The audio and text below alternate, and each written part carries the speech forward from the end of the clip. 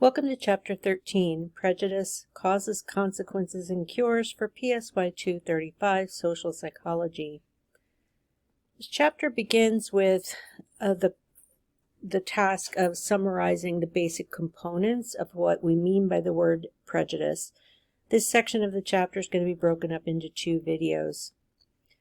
We're going to start with establishing what do psychologists mean when they use the word prejudice, because we separate out concepts like prejudice, stereotyping, and discrimination, each with their own specific definitions. Prejudice is defined in psychology as being composed of hostile or negative attitudes towards people in an identifiable group. And all it takes is being identified as a member of that group. You don't actually have to belong to the group, you just have to be identified as a member of that group. Now, like other attitudes, the assumption is that there are three basic components. If you remember all the way back to the attitudes chapter, we talked about different kinds of attitudes, affective, cognitive, and behavioral. When we talk about prejudice, we do the same thing. We divide it up into the affective component, the cognitive component, and the behavioral component. We're going to look at each of these in detail, but for the brief overview, the affective component is the emotions. When we have hostile negative attitudes, that's composed of hatred, disgust, and other kinds of negative emotions. The cognitive component is beliefs, and that's the piece that's related to stereotyping. And then the behavioral component, that's where we shift into talking about discrimination. So that's the part where you're acting on the beliefs that you have, and in some ways you're driven by the emotions that underlie them. We're going to start by, we're not going to go straight in order, but we're going to start by looking at the cognitive component, because for many psychologists, they kind of see the cognitions as a starting point. Human beings have been argued by psychologists for a very long time to function in a very messy, complicated, high information dense environment by creating categories. Simply, our world is too complicated. It's too filled with stimuli for us to manage all of that information as if it was brand new every time. So what we do to cope with that kind of complexity and to improve our efficiency in terms of decision making, in terms of deciding how to respond to people in our world, we do that by creating categories. And we really can't avoid doing it. In the context of prejudice, we have to talk about the idea that we stereotype. So we tend to create overgeneralizations about various groups of people that we're surrounded by and make some assumptions. I always use this sort of description. Inside your head, you have this organization. It's almost like you have a filing system with folders and subfolders. And when you identify a group of people that you can see around you, you, based on your cultural beliefs, based on messaging from media, from other people who surround you, maybe from a handful of interactions, you construct a description of people who are in that same category. So, for example, I was having a conversation with a neighbor who was a child. So this was a kid who was elementary school age. It was during the Olympics, and the Paralympics got a lot of coverage. And we were talking about my fondness for wheelchair rugby, which is often called murder ball, and who couldn't love murder ball just because it's called murder ball. But we were talking about people with, who've had injuries or they have illnesses that mean that they need to use wheelchairs for mobility. And this youngster was asking, question, well, aren't all people in wheelchairs X? Aren't all people in wheelchairs Y? And he was really kind of repeating some cultural stereotypes about people with physical disabilities, particularly people in wheelchairs. And I countered with the example of all the people that had just been profiled on my TV screen when I was watching wheelchair rugby. They came from all different walks of life. They had many different careers. They were both genders. They were unique in so many different ways, and each of them had a different pathway to using a wheelchair in their lives. Some had conditions from birth that meant that they were in wheelchairs. Some had had accidents or injuries. Some had illnesses that they developed later in life, and so on.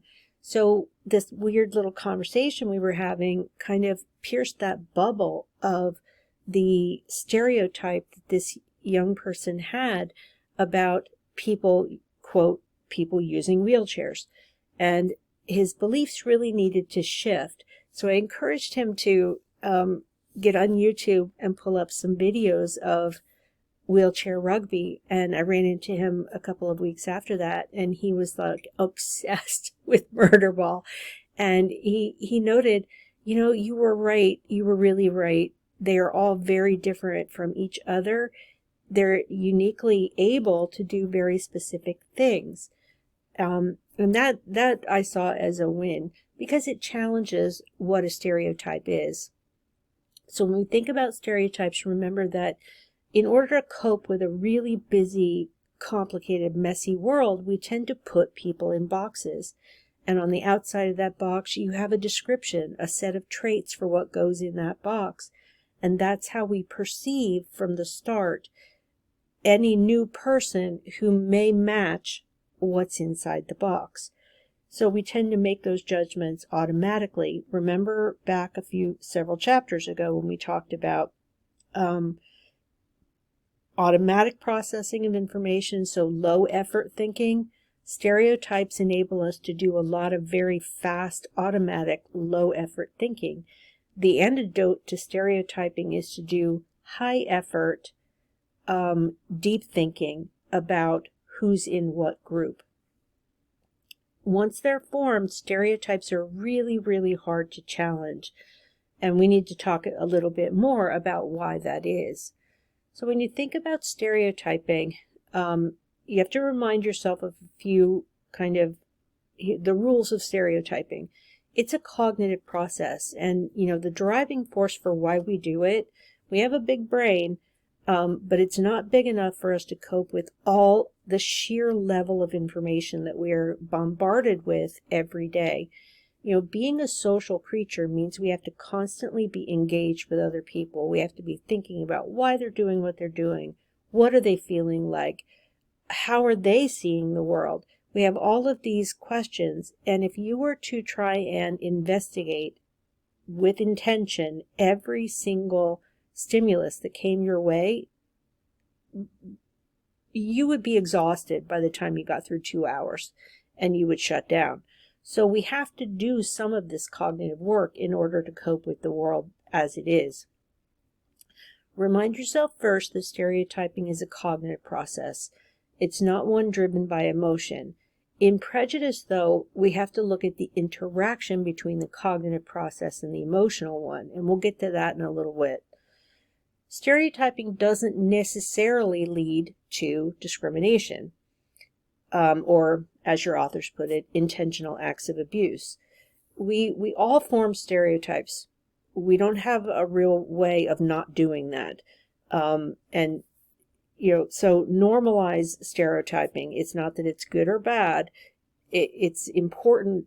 If you want to reduce your level of prejudice, you have to acknowledge that stereotyping happens in the first place. Stereotyping simplifies how we look at the world and allows us to make really quick, efficient decisions. The problem is that since we all do this to some extent, that means we are all vulnerable to stereotyping in a way that leads to prejudice. Stereotyping is a social cognitive process, so we're making sense out of the world around us by grouping people according to characteristics. So, for example, We do classify people with obvious physical characteristics, things like age, so estimated age, what gender they appear to be presenting as, racial classifications. We even take into consideration more additional factors like how people are dressed, how they have presented themselves, like how is their haircut, are they using makeups, do they have tattoos, those sorts of things. So we tend to look at very surface characteristics and make some guesses about which box people go into, and that helps us to make guesses, and they're just guesses, about how we expect these people to behave. So the functional aspect of stereotyping as a part of our social cognitive skill set is we're trying to make some quick judgments that are prone to error, but we're trying to make some quick judgments that help us decide, how do I interact with this person who I have just seen? Are they friend? Are they foe? Are they someone for me to approach or someone to avoid? So, ultimately, we've evolved as a species to have the capacity to do stereotyping for survival purposes so that we can make some quick judgments about who's safe, who's not safe, who's a potential mate, who's not, and so on. We rely on these perceptions when we're making judgments about people, which box they go in, primarily based on previous exposures. And those can be actual exposures, so your interactions with another human being, or they can be exposures in the form of, say, media exposures, or stories that other people have told you, or posts that you've seen in social media, stories that you've seen on TikTok, whatever. We rely on those perceptions to make judgments in the future. When you think about various social groups, think about the concepts that you associate with them. I've been very entertained in the last, few months. There's been this outbreak of TikTok videos with Gen Z people posting videos complaining about Gen X people. And given that I'm a Gen X person, I think these are really funny. There's all kinds of stereotypes about people in my generation, Gen X, that we were raised feral, we drank out of hoses, our parents threw us out of the house at daybreak and didn't expect us back, in fact, didn't want us back until the sun went down, that we had to figure everything out on our own. And our parents were really, really hands-off. Now, those are gross overgeneralizations about an entire generation, but there's been this sort of intergenerational dispute going on in TikTok land, where you have Gen Xers who are coming at the youngsters and the youngsters coming at the Gen Xers, and there's a lot of spouting back and forth. The folks that are having the best time with it are the stand-up comedians for each generation, who really get what they're doing is stereotyping, but they're having a little bit more fun with it.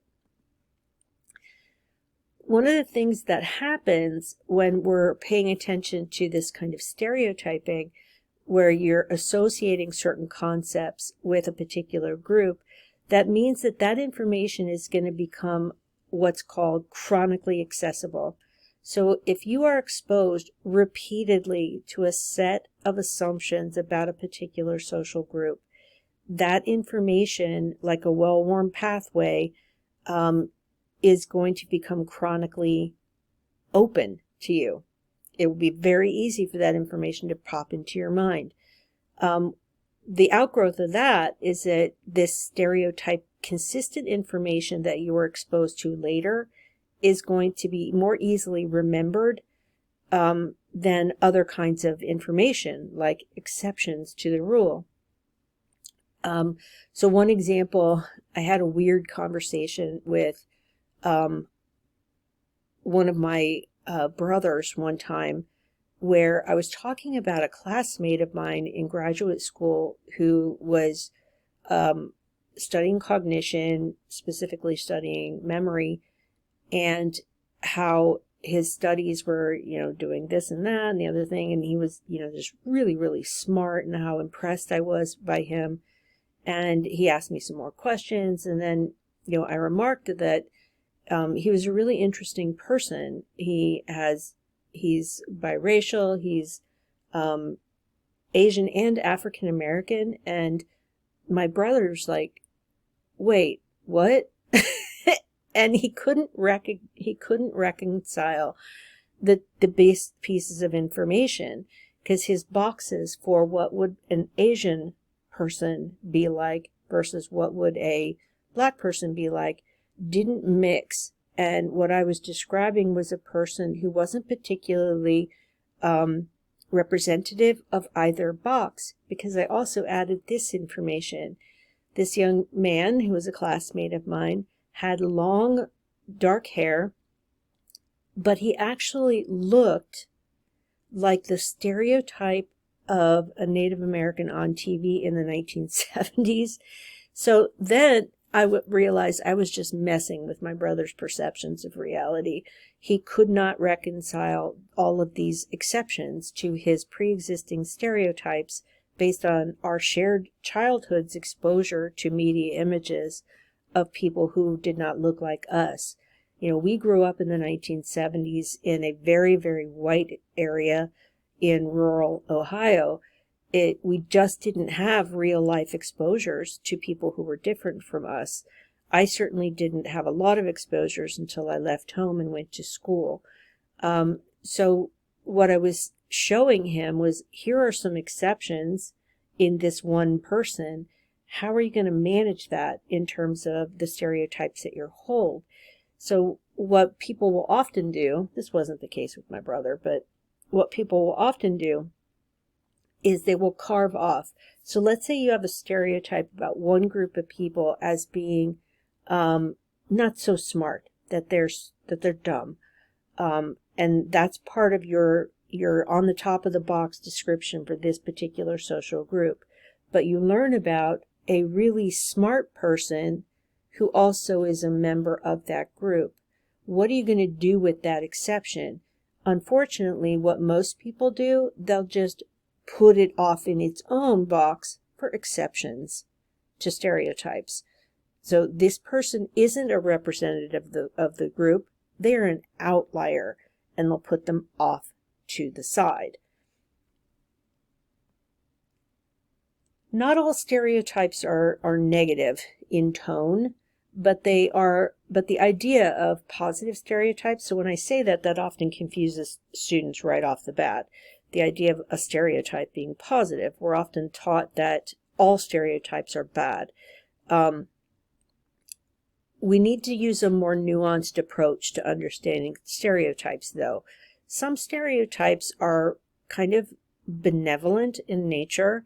Like when I was growing up, there was this first wave of stereotyping about particularly people from Japan and China, but also, all over Asia and South Asia as well.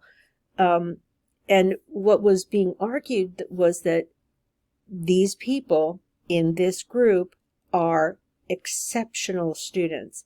They're exceptionally bright in certain areas. They're exceptionally bright in math and science. They're exceptionally bright in spelling, for example. And people were routinely kind of trotting out the examples. Like in the National Spelling Bee, it's usually someone from India. In the Math Olympics, it's often someone from Japan or China, for example.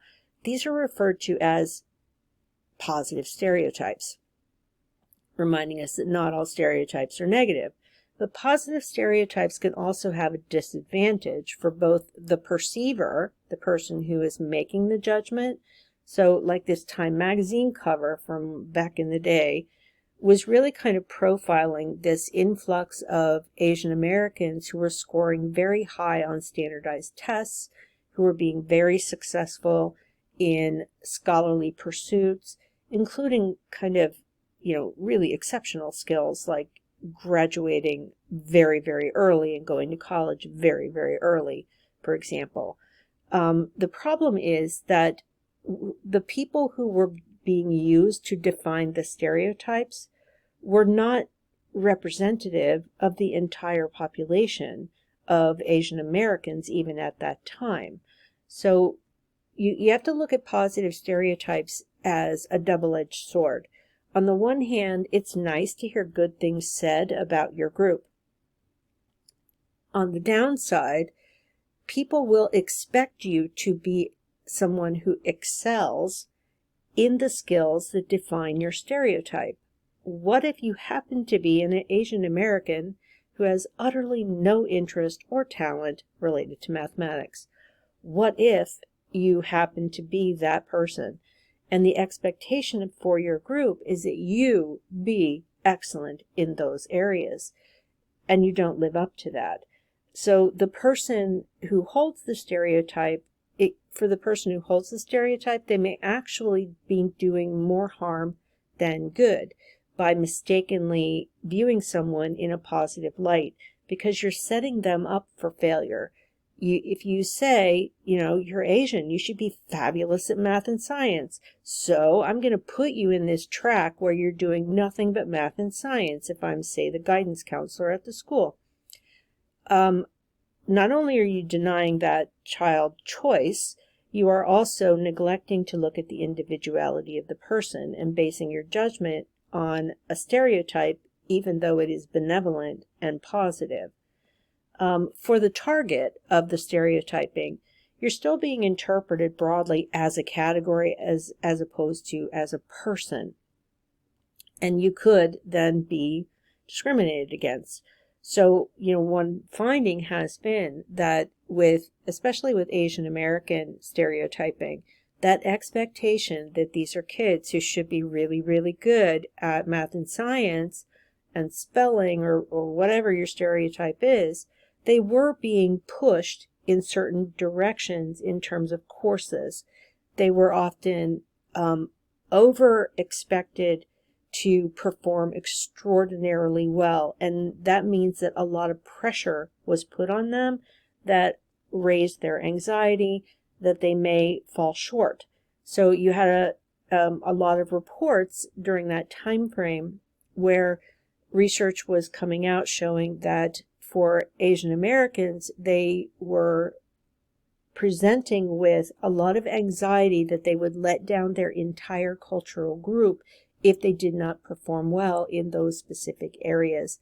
So while the content of the stereotype may look positive on the surface, it can actually do damage. So to pull some of these threads together, positive stereotyping has become more common in American culture over the last several decades. What we also see is at least until the last 15 years, which I feel like in the last 15 years, this bullet point is a little fragile in American culture. If we go back 20 years ago, so, right about the time when a lot of you were born, it was still seen as culturally unacceptable to be blatantly bigoted, to be blatantly prejudiced. And to put that out there for the whole world to see. There's a significant segment of the population right now, though, in the U.S. culture that doesn't have a problem with that.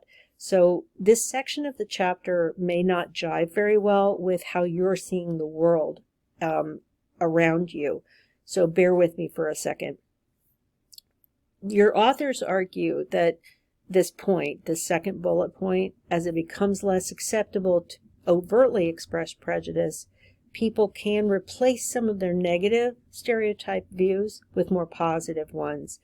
An example that a colleague of mine gave me one time was when he was growing up, his dad, who was a massive sports fan, his dad would often say that black people are naturally better athletes.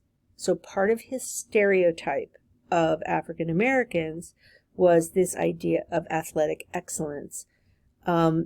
And while it's positive, you're saying these people have excellence in a particular area of their performance, that is not necessarily good for that group. So if you're assuming that there's athletic excellence, what is that covering up? And what researchers found was, for people who really highlighted the positive of athletic excellence in African Americans, they often also had a covert attitude that the athletic excellence was coupled with academic problems, academic underperformance, which is coded language for not being particularly smart, right? So what your authors are arguing here is that sometimes people will flip the script. They will focus on a positive, but it's really hiding a negative. And there's plenty of research showing that we often do that with our prejudice attitudes that are built on a kind of network of stereotypes. Research has also shown that people who have a lot of positive stereotypes about groups of people who are different from them, also, when they're given a chance to do so with anonymity, they tend to also have a lot of negative stereotypes about that same group. So again, what some of the research has shown is that when we highlight the positives of a particular group, what we may actually be doing is saying a mean thing by saying a nice thing, if you follow my logic. Let's look at specifically the difference between what's called benevolent sexism and hostile sexism. Benevolent sexism is a form of positive stereotyping when we transfer it to kind of behavioral outgrowths of those stereotypes. So positive gender stereotypes tend to fuel what's called benevolent sexism. And the little graphic that I put up here, I found on Google Images, are things like you should be kind and respectful to women. You should show your respect by opening doors. You should use terms of endearment regularly. You should cover the bill if you're on a date. You should offer women your jacket when they're cold. You should help them with their packages. You should put them up on a pedestal and worship them. Those are based on positive gender stereotypes that women are to be cherished, they're to be protected, they are maybe a little bit beautifully fragile, so we should make sacrifices to provide for them. Those are positive stereotypes that lead to these benevolently sexist outcomes. Now, not that it isn't nice to have someone hold the door for you, but it doesn't mean that I can't hold the door for anyone, regardless of their sex. Now, hostile sexism, is more of the form that is connected to a belief that women are just not as good as men, that they're inferior. So hostile sexism, as the word hostile implies, you're trying to hurt people. You are fueled by your belief that women are inferior, and that is directly connected to anger and hatred, basically. So, hostile sexists will do all kinds of things to make the environment around women hostile, to make it unpleasant, to exploit the people around them who are female, and so on. So the positive stereotypes often don't look like sexism to lots of people. So I got into an argument with my mom. I was much, much younger. I think I was in my early years of college. And we were talking about this concept that I had just learned about in my sociology class called benevolent sexism. And I gave the example of, persistently being assumed that I need help. And that sometimes it can be really offensive when someone just refers to you as sweetie or sweetheart. And she was like, well, why does that bother you? It's really kind of nice when people say sweetie or love, or when someone does a nice thing, like sharing their jacket with me or holding the door open. It's just polite to hold the door open for women. And I was just like, Mom, but it's backhanded sexism. It's backhanded way of saying you're so weak and fragile you can't do anything for yourself. And she was like, I like it when people take care of me. We had this argument, and it was really connected to this kind of benevolent sexist belief that she held very strongly, that was defining her perception of her relationship to men in her life. So it doesn't always seem like prejudice to people, but the outcome can mean that it has, it can translate into discriminatory acts where you're making decisions based on your intention to protect these positive aspects of, in this case, women. Benevolent and hostile sexism are highly intercorrelated, though. So when we use surveys, for instance, to assess the level of someone's benevolent sexism or the level of their hostile sexism, we find that people who rate high on benevolent sexism also tend to score high on hostile sexism. So you really can't separate out the two. They tend to go hand in hand. The same goes for benevolent and hostile racism, benevolent and hostile ableism, for example. So do some thinking, try and catch yourself using sort of positive stereotypes about various groups with whom you interact, and ask yourself some hard questions. Do I also have negative stereotypes that are kind of hidden underneath? Now that concludes my coverage of the first part of Learning Objective 13.1. In the next video, we'll continue our discussion of the 3 components of prejudice.